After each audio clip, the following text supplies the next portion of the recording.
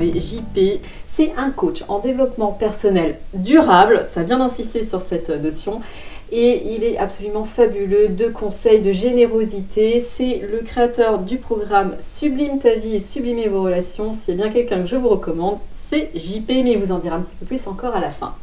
Aujourd'hui, en fait, ce que j'ai trouvé intéressant lors de notre dernier échange, c'est le thème des relations toxiques, parce que Dieu sait, et vous êtes sans doute concernés, combien ça nous pourrit la vie, et que ça, c'est super terrible. Mais du coup, comment on sait que... Enfin, comment on les reconnaît, ces personnes toxiques? C'est quoi les caractéristiques? Alors, comment on reconnaît les relations toxiques? Ben déjà, il y a des symptômes sur nous.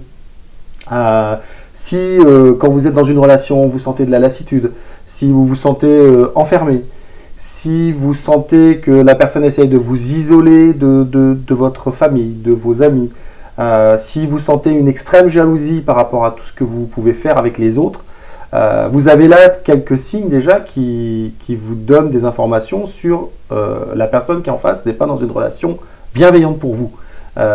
Si elle tente de vous enfermer dans le cercle des deux personnes, si elle tente de prendre le dessus systématiquement, ça, ce sont des signaux forts de « attention, cette relation peut devenir toxique » ou l'est déjà, selon la pression qu'il peut y avoir dans la relation. Et là, c'est le moment où justement, il est important d'aller chercher des éléments pour apprendre à se sortir de ces relations-là. Donc d'abord, il faut les identifier. A priori, donc il y a 5 archétypes, c'est ça? Oui. Donc pour répondre à ta question, Sophie, il y a 5 types de relations toxiques. J'ai mis 5 noms dessus pour les identifier facilement. Donc on a le critiqueur. Donc celui-là, il est assez facile à reconnaître. Il critique. Hein, il est toujours en train de dire tu n'as pas fait, tu n'as pas bien fait, etc. Il n'y a pas que votre conjoint. Non. C'est pas forcément. Il y a aussi votre mère, votre.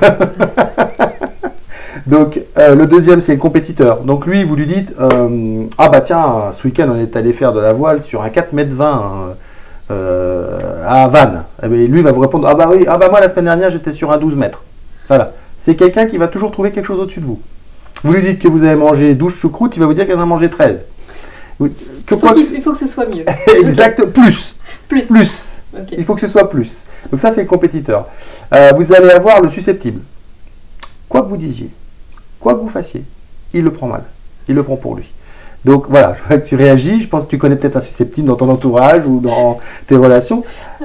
Et évidemment, c'est usant. On en a tous. Pourquoi c'est usant? Parce que tu es obligé de marcher sur des œufs avec lui. Ouais, tu sais pas, il faut le prendre, prendre avec des pincettes. C'est un peu ça. Et puis vous allez avoir le super ego. Donc là, c'est le tout est rapporté à lui.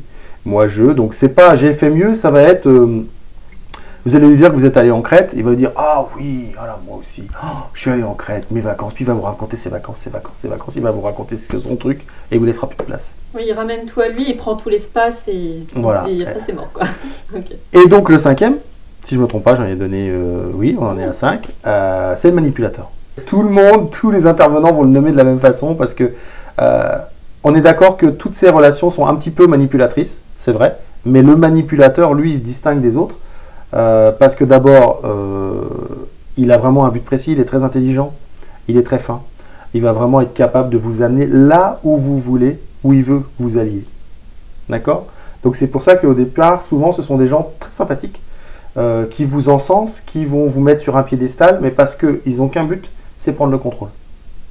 Et là, il y a plusieurs niveaux, donc il y a juste la manipulation pour obtenir quelque chose, un service, profiter d'une situation, etc. Et puis il y a le narcissique qui, alors là on rentre dans la catégorie supérieure parce que lui, il a les 5 types. Donc vous allez vous retrouver enfermé, il est jaloux, il vous isole, enfin voilà, il vous fait la totale, le narcissique. Bon là, c'est plus de mon ressort, c'est du ressort d'un psy. Mais le manipulateur simple, je peux m'en charger, en quelque sorte. Comment on se retrouve avec une personne toxique? Qu'est-ce qui fait on peut pas dire qu'on a envie d'être avec ce genre de personne? Non, je pense que personne ne le souhaite. Qu'est-ce qui fait qu'on va se diriger vers ces personnes-là? Alors il y a deux possibilités. Au travail, souvent on y est confronté.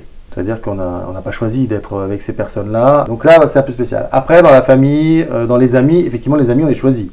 Donc là, qu'est-ce qui fait qu'on attire plutôt quelqu'un qui est toxique? Ça peut être notre posture. notre comportement. Si on a tendance, et je vais vous le faire en le mimant, à rentrer dans un bar ou dans une fête en étant comme ça, tout voûté, et en ayant peur que le monde vous tombe sur la tête, vous avez des chances d'attirer soit un compétiteur, soit un manipulateur qui est sûr d'être au-dessus de vous. Alors un conseil, rentrez dans un bar en étant fier d'être qui vous êtes et en étant droit. Comme ça vous évitera au moins d'attirer les manipulateurs et les compétiteurs. Regardez, même s'il n'y en a pas dans le bar, parce que des fois il n'y en a pas. Restez droit dans tous les cas. Soyez droit dans vos bottes, vous êtes vous-même et ça c'est top, génial. Ok. Voilà. Donc là vous attirerez seulement les susceptibles. Donc voilà, c'est notre posture, c'est la façon dont on parle, c'est aussi quand on s'est laissé faire une fois, les gens qui sont un peu toxiques ont tendance à s'engager dans la brèche. Donc peut-être qu'on s'est laissé faire par gentillesse, parce qu'on ne veut pas répondre, ou parce qu'on n'aime pas le conflit, ou parce que... Et du coup, paf, là ils sont très forts. Hein. Et tout de suite, ils s'engagent dans la faille. Alors justement, est-ce qu'il y a 2-3 conseils simples que les gens qui sont dans une relation toxique, qui pourraient mettre en œuvre facilement? Bien évidemment, vous avez compris, il y a JP, solution numéro 1. Est-ce que sinon... J'ai envie de dire que la majorité des cas, donc pour les 5 types, à part le manipulateur, lui il est vraiment à part parce que c'est vraiment, il est adroit, il est habile, il est intelligent et vous allez le détecter que quand vous serez dedans. Parce que vraiment, ce sera déjà trop tard quelque part. Malheureusement, en quelque sorte, le manipulateur c'est un peu la star des 5. Mais pour les autres, il y a l'humour. Par exemple, je vous prends le cas du compétiteur, c'est d'essayer de prendre sur vous et puis de lui dire « Ah bah oui, mais toi, évidemment, tu fais toujours mieux. » Donc, c'est d'être un petit peu sarcastique, mais attention, on dose. C'est juste pour lui faire sentir et peut-être pour qu'il vous réponde « Ah bon, mais pourquoi tu dis ça ?» Et là, vous lui direz « Parce que à chaque fois que je te raconte quelque chose, toi, tu as fait mieux, etc. Donc, je ne sais pas pourquoi tu fais ça. » Ou alors, ça va vous énerver, ça ne va pas vous plaire ce que je vais vous dire. Intéressez-vous à lui. Demandez-lui qu'est-ce qui fait qu'il a toujours besoin de faire mieux que vous ou d'être mieux que vous. Oui, j'aime bien cette formule. Hein. Voilà. Moi, j'aime bien les deux. Je m'intéresse et en plus, je suis sarcastique. Voilà. C'était l'option 3. C'est l'option 3. Vous mixez la 1 et la 2. Voilà. Donc ça, c'est une bonne tactique. Mais surtout, c'est l'option 2. C'est observer, je dirais, dans ce cas-là, votre adversaire, finalement. Et regardez comment il agit, pourquoi il agit, posez-lui des questions et vous allez comprendre pourquoi il est en train d'essayer de prendre la main sur vous ou pourquoi il est en compétition avec vous. Et quand vous aurez compris, vous allez pouvoir agir. Vous ne pouvez pas régler une relation toxique en étant frontal. Il y a besoin de comprendre la psychologie de la personne qui est en face pour pouvoir vous sortir de cette relation en douceur et vous protéger parce que déjà vous êtes un petit peu secoué par la relation, donc il y a besoin de vous protéger. Donc pas de frontal, ça c'est radical, le frontal ça va empirer.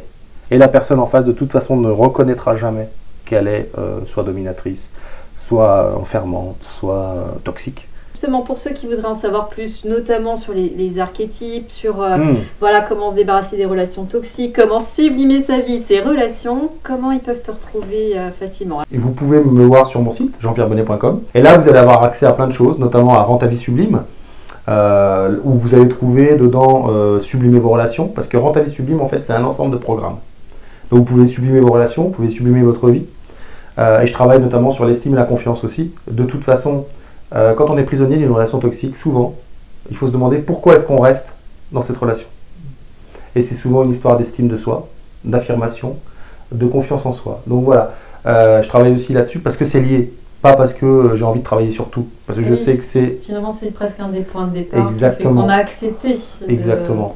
Que ces gens ne nourrissent pas de la bonne manière, mais... Et sur ce site-là, vous aurez aussi une page où il y a tous mes ateliers. Il y a une plateforme qui s'appelle Académie Rends ta vie sublime, où vous pouvez voir toutes mes vidéos YouTube, où je donne des conseils, des perles de sagesse, et ma page Facebook, Rends ta vie sublime.